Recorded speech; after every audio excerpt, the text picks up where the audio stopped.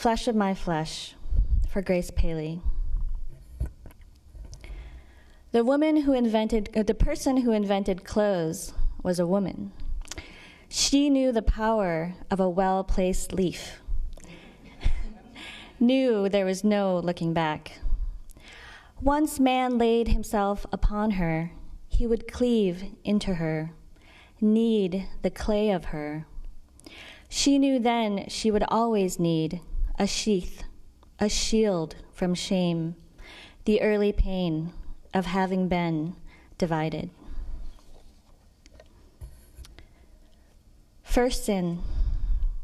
Forgive me for coveting my mother's breast until it bled iodine to deceive me.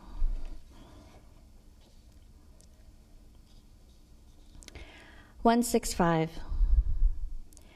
You cried when I left for California.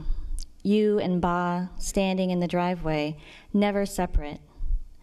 I didn't expect that from you, wasn't prepared for the weeping that would last until I crossed the state border.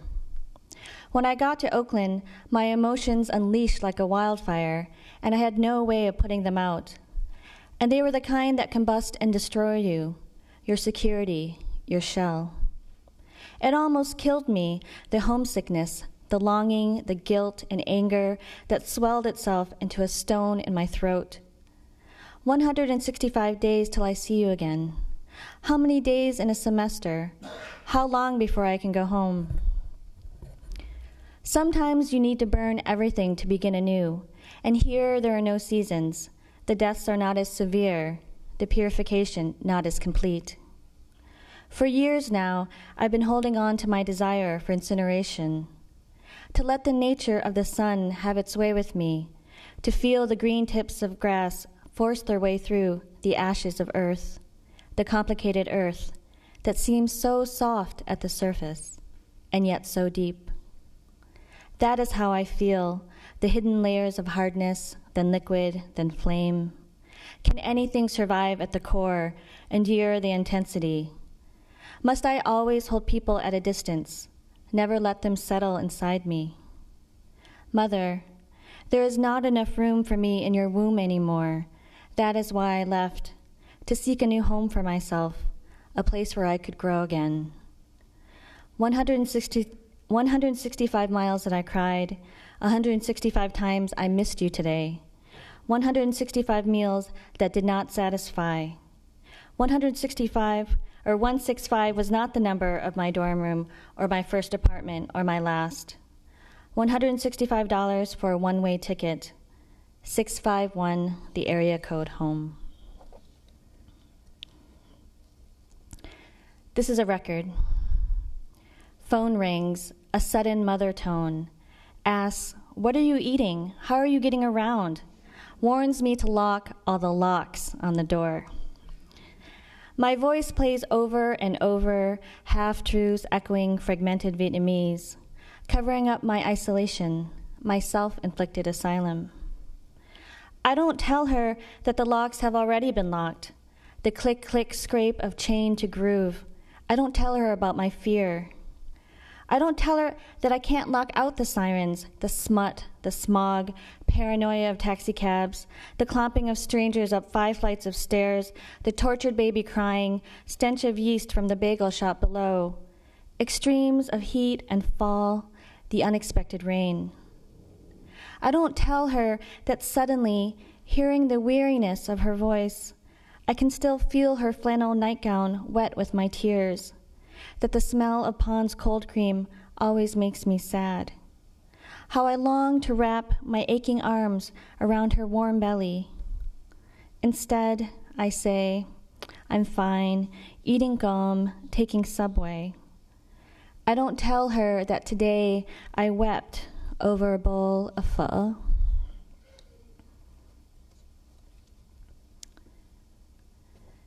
$100°C. There is no going back, you and I, like broth clouded by the blood. So this next poem is actually in the Cheers To Muses anthology. It's called A Buddhist Heart, and it's dedicated to Trinh T. Minh Ha, who is a Vietnamese woman, artist, professor, poet, composer, you name it, she does it.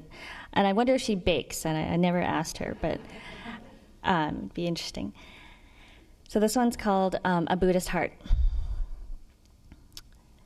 Each time I burned my body for you, my heart remained intact.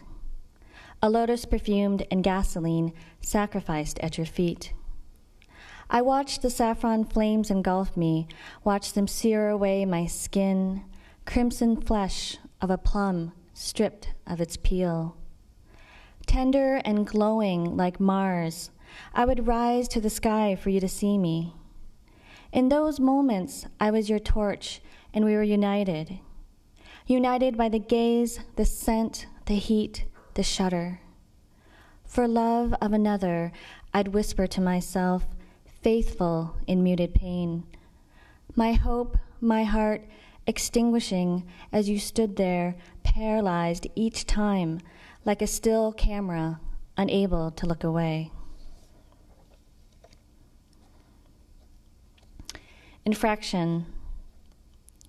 If my love were smooth and lustrous, would you split me open, then sew me up again? Would you kiss the scar you made of me, name it and claim me like a mountain, bear witness to the holiness where two rocks collide? If my love were red and pure, impenetrable and clear, would you search your whole life destroying me, just to hold me to the light? I promise a reward. I am missing you like rain that slips through fingers, missing you like childhood dreams, mother's milk, the perfect word, lost. Like an earring underneath the bed of forgotten breaths of pain and pleasure, links of moon that pass with years reflected in glass, the silver scenes behind clasped eyes. If you happen to find my love hidden in the opal of your memory, would you return my uncertainty? So my last poem I'd like to dedicate to all the people who have ever lost someone that they love.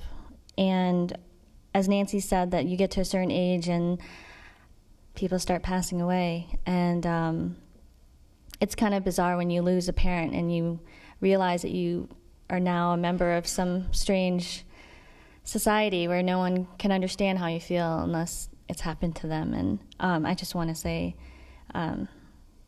this is something that I'd like to share.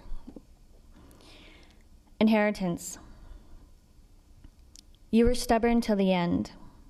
I felt your spirit tremor in my hand, your fierce clasp, your gasping echoing mine. The hospital room was filled with eyes, witnesses that denied me the last thing I wanted from you, to lay curled with you alone once more, to be a girl again and feel the balloon of your belly rise and fall, pat your cheeks soft as apricots, hear your breathing soothe me to sleep. That day I wrapped my arms around the shirts in your closet, still hanging. I felt the width of them fill my grief, felt them hollow in your absence.